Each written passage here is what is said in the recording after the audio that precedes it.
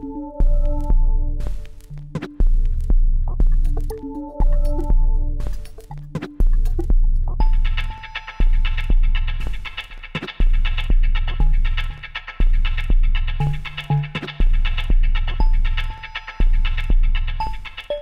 cover a wide variety of technology policy issues, but in particular, I'm focused on online advertising and privacy and the debates that go on about these things in Washington.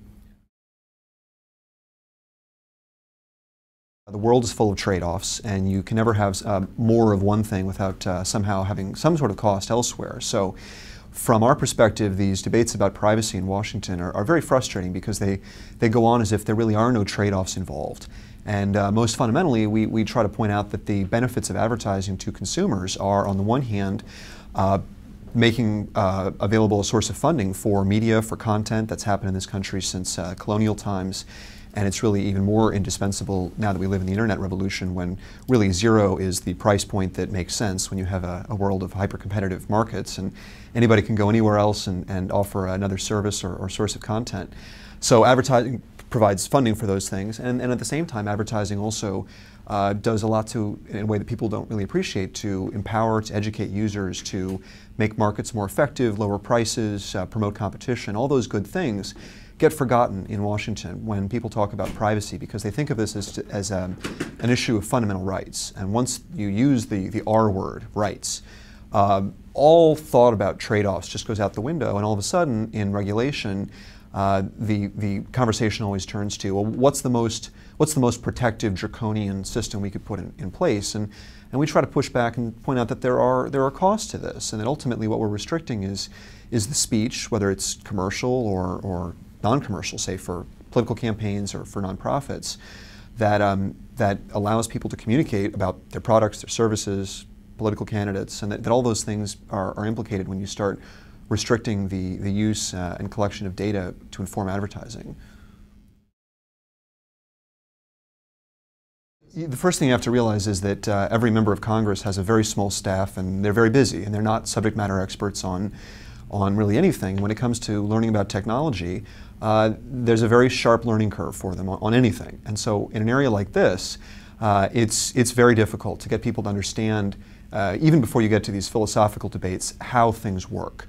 So the debate that's gone on now is really between people who have very strong views, and then you have policymakers who really don't understand what the implications of what they're doing are. So what I always tell people when I talk to them about this in the industry, that there's a certain sense of complacency. People think that because they really are the lifeblood of how markets work, that somehow policymakers will eventually relent and realize how important they are. But I'm always reminded of what the last Governor General of Hong Kong said. Chris Patten was asked just before the turnover to the Chinese. Someone said, "Well, Governor Patten, you've been very skeptical about what the Chinese will do here, and it sounds like doom and gloom. But surely the Chinese won't be so stupid as to kill the goose that laid the golden egg by clamping down on democracy and capitalism in Hong Kong."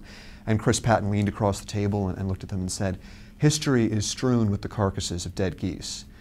And I say that to emphasize that we really could drive off a regulatory cliff here. It is pretty scary when you start thinking about the restrictions that could be put in place, and that legislation that's been proposed that maybe is thought of as being moderate or balanced by its sponsors is actually pretty draconian in terms of what it means in the real world. Because again, once you understand how things actually work on the internet, in advertising generally, you start to understand that the critical importance of data in giving advertising its value, in providing revenue to publishers, and in making advertising work for the companies and non-commercial speakers that rely on it.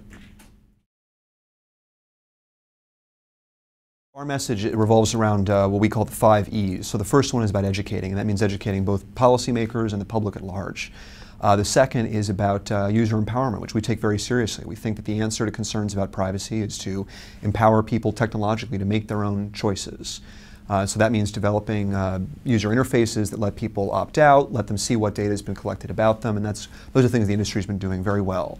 The third thing is enforcing existing laws. So the FTC already has great power to go after bad actors in the space, and we encourage them to do that. We're not against regulation. We think the FTC is a great agency, and if anything, they probably need more resources to do that.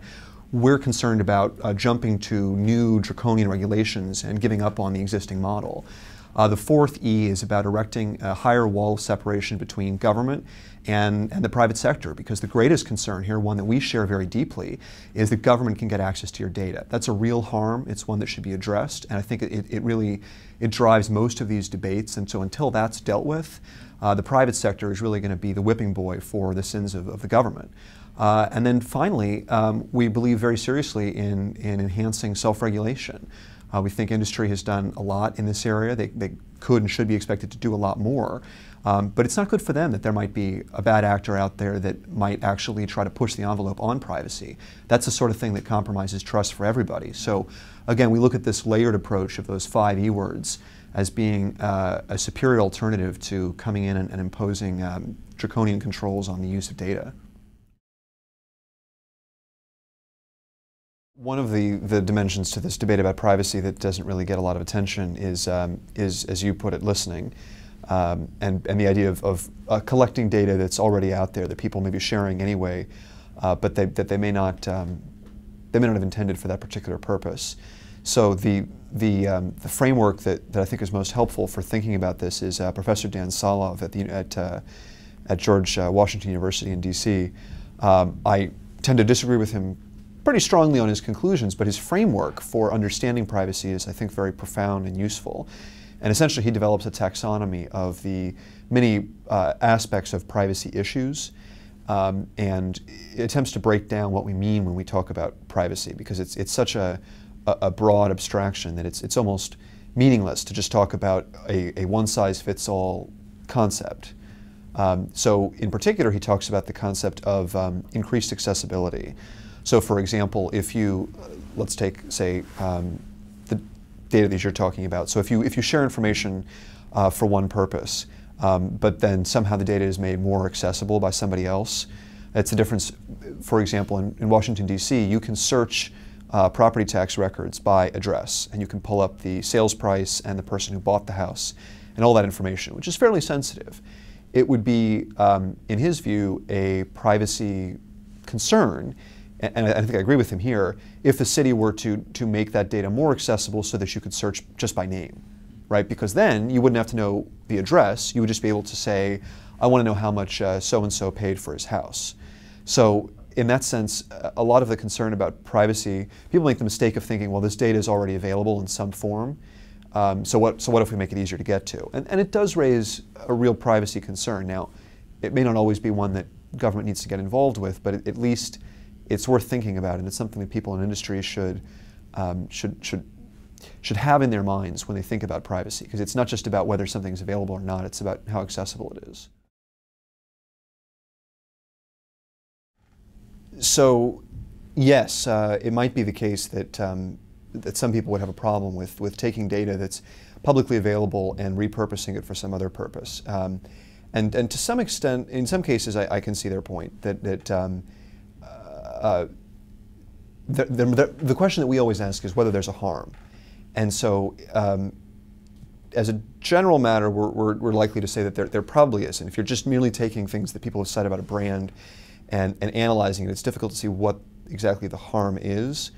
There might be a case you could imagine where there is some harm. I think it's hard to say on a blanket level whether there's no harm ever conceivable, but I think that there is something else going on here, which is the effort to move towards basically a permission-based model for the sharing of information.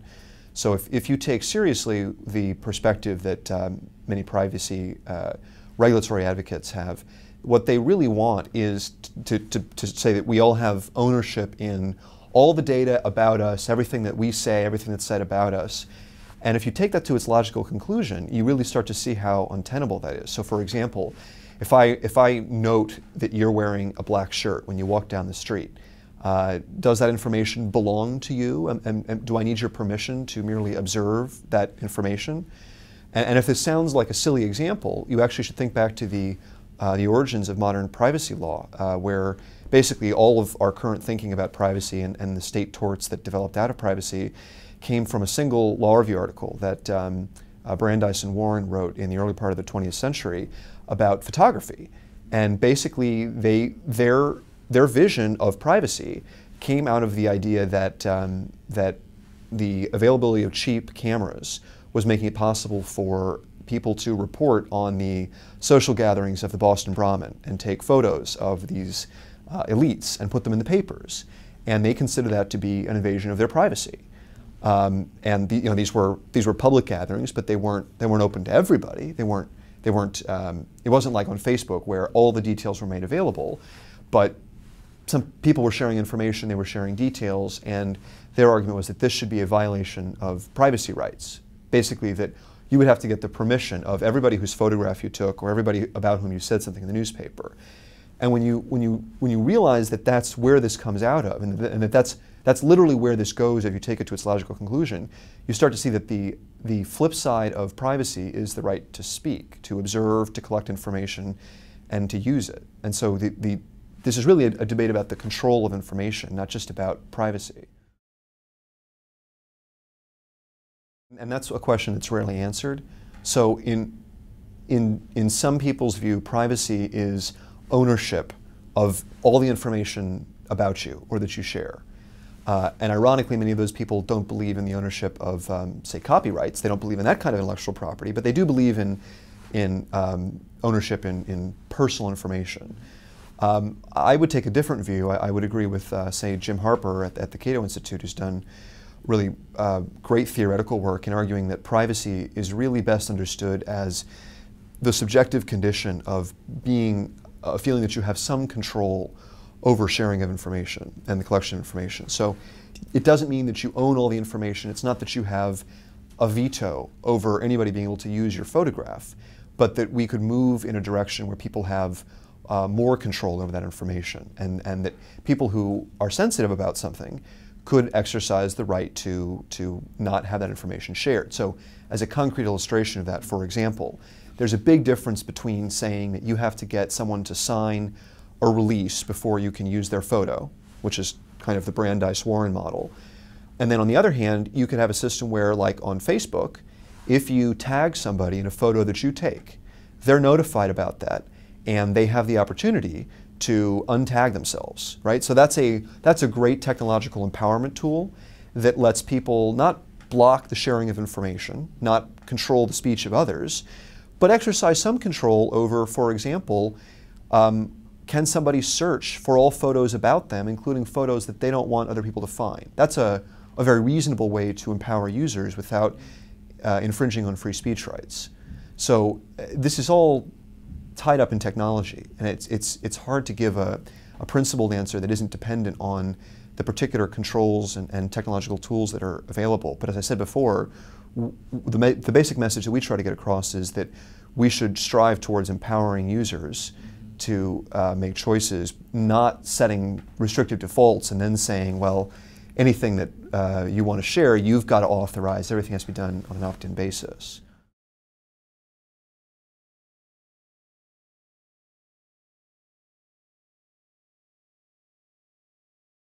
Well, that's exactly our goal, is to give people, users of all kinds, the tools that allow them to implement their own preferences.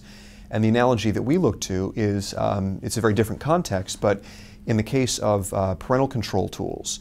So there's been this debate that's gone on in the courts in this country for over 12 years about whether the government should come in and censor the internet because some people are concerned about pornography and the fact that their children might see it, or whether instead we should rely on technological controls and filters that allow parents to decide what content their kids can access. And the courts have come down again and again and said that technological solutions, user empowerment tools, need not be perfect to be preferable to regulation. Because as the Supreme Court has said, the great thing about the technological digital revolution is that it enhances the capacity to choose. And it denies the meaning of that revolution if the government comes in and preemptively says, no, we're just going to decide for users. So we take the same basic approach in the area of privacy controls and say that we should look to build a similar mosaic of tools, just as in parental control tools, for privacy. And to give you two concrete examples of what that could look like. On social networks, there's this debate that goes on about granularity and complexity of controls on the one hand versus simplicity and ease of use on the other. And our answer is that in some sense it's that you're only faced with that trade-off if all you have is that one user interface that the site builds. So the better approach would be for the site to give and offer as much control as possible, and then allow there to be a multiplicity of interfaces. So the simple way to do that is, for example, the site could build an API that allows anybody to tap into the privacy controls on the site. And of course, that's a sensitive thing because you need to make sure that the person that's doing it is actually the authorized user. But if you're able to do that, you could then imagine a situation in which you could have browser plugins where some people who want very, very simple controls could just exercise choice among a pre-configured set of tools. And then people who want to be able to control every little aspect of the data that they share could do that. Yeah. So that's one vision for user empowerment, where you get the best of both worlds. And that's something that Facebook and other companies are moving towards, and they're doing it with per-post publishing controls, where you get to control, when you share a particular piece of content, who you're sharing it with. So that model could be expanded so that you could exercise the same control when you use a third-party tool like TweetDeck, for example, to post something on Facebook. You could have that same control. You could have the lists of users that you share content with, maybe your friends or your coworkers or your high school friends, where those lists could be portable across multiple platforms. So all those things would empower users. And then second would be in the context of online advertising and data collection. As I mentioned before, we think that the basic model today of either having the government come in and dictate practices, or expecting people to read what I might call lawyer-readable, human-readable privacy policies, is sort of a false choice, because what you could do instead is to have the data collectors disclose with machine-readable tags, metadata, that are associated with their data collection elements like cookies.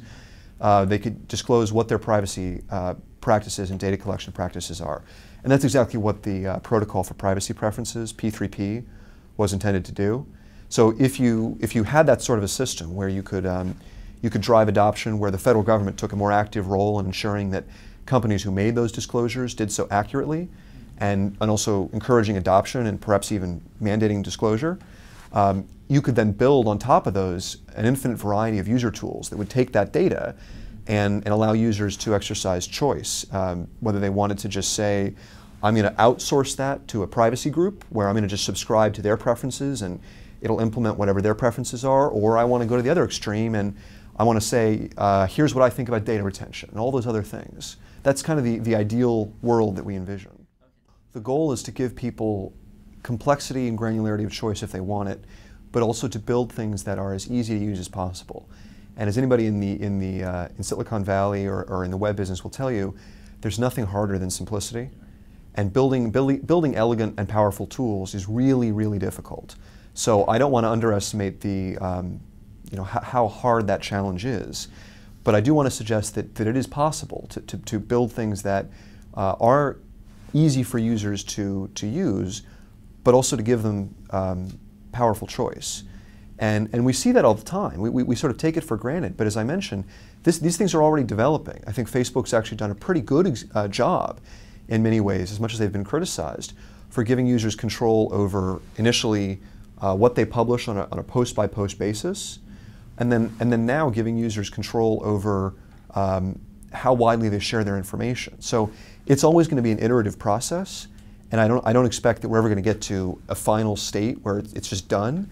But again, as I said, what I'd like to move towards is, and we're not quite there yet, is a world in which the raw material for making these choices is accessible through third-party tools, so that we don't have to rely on one company to build exactly the right interface, so that if you think you have a better way of giving users elegant granularity of control and simple complexity of choice, that you can do that. And you could do it, as I said, for example, by simply allowing people to subscribe in a way that, for example, AdBlock Plus right now has this sort of whitelist, blacklist subscription feature. So it doesn't expect that the user makes those choices. It basically allows the user to outsource to a third party the decision of which servers do I want to block, and that could be for loading ads or for data collection elements. So that same sort of tool could be built in this space, and in many ways could be actually more powerful than the tools that exist for parental controls.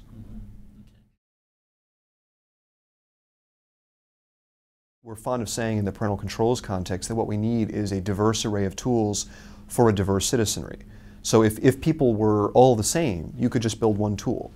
But the reality is that people are different, and they're different in many ways. One is the identity communities that people might be concerned about, of minority groups and ethnic groups. But even more broadly, privacy is not a monolith. It's not objective. People are different, and people are going to vary widely in their privacy concerns. So our goal is to build, again, that array or mosaic of tools that allow people to implement their own choices. And in part, it's also recognition that we're not just dealing with individuals here. We're dealing with individuals whose capacity to choose is actually amplified by intermediating institutions. And I mean by that, it could be their churches, it could be privacy advocacy groups, it could be any one of those many other groups that can educate users about how to use a tool, can develop it, could develop, as I said, a whitelist or a blacklist that allows them to easily subscribe to their preferences. I mean, those are the sorts of ways in which you move beyond the current system where you have the companies who are collecting data on one level, and then the users who are seen as powerless, by empowering those users with tools that, again, can be tailored to their needs. And it could be something like, for example, if you're dealing with an HIV positive community, you might have a different set of concerns.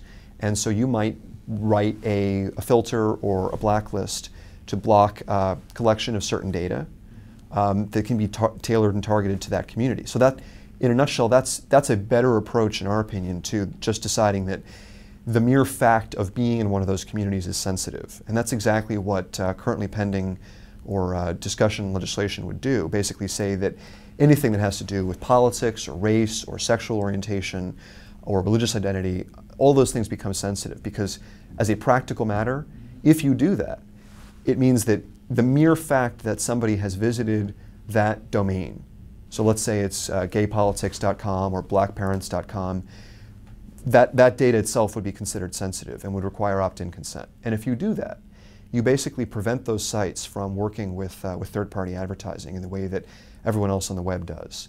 So it's really ironic, in my view, especially as a gay man, to expect that we're going to impose a special burden on the websites and publishers that serve those communities in order to protect them. It's sort of the worst kind of paternalism to think that somehow these communities are especially vulnerable, and therefore we, the majority that aren't as concerned, have to protect them from sharing data about themselves. And again, some people might be concerned, but there might be tools that we can give them to allow them to shroud their own browsing behavior and hide data about themselves, rather than just deciding that belonging to one of those communities is something to be ashamed of or embarrassed about.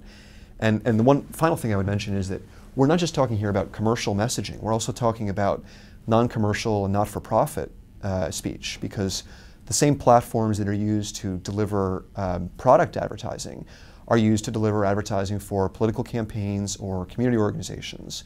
So in particular, if you decide that these communities are sensitive and that belonging to one of them deserves special protection and requires opt-in consent, for example, you end up burdening not just commercial speakers, businesses, marketers that are geared towards those communities, but also not-for-profit speakers that are trying to use the same advertising platforms, the same tailoring and targeting of message to reach them. And to me, that raises deep First Amendment implications, and that's something that just doesn't get talked about in the privacy debate.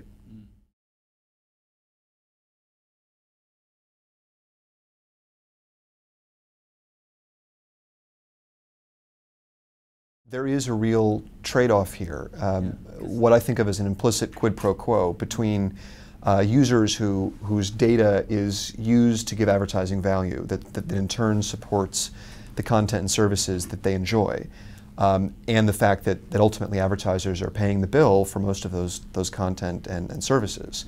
So that trade-off is behind everything that I've said here, and all of our thinking about this debate. So when I talk about empowering users, I mean that. I want people to be able to exercise granular choice and to do so as easily as possible. But at the same time, there has to be an incentive built in here for people not to turn the dial all the way up to block. That is, there has to be a way to make them realize that this is a quid pro quo.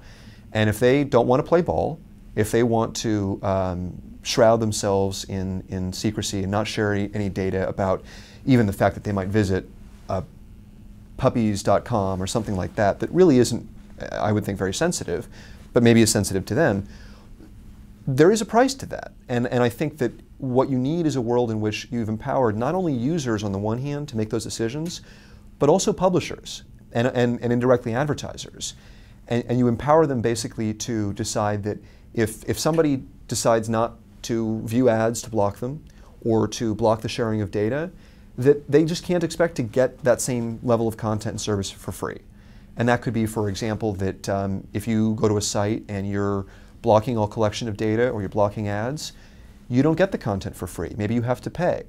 Or maybe you see more ads and the ads are more irritating. Or there's an interstitial ad that comes up and there's a delay between the content you want and seeing that ad. So those are the kinds of trade-offs that would be facilitated by building the sorts of user empowerment tools that I talked about.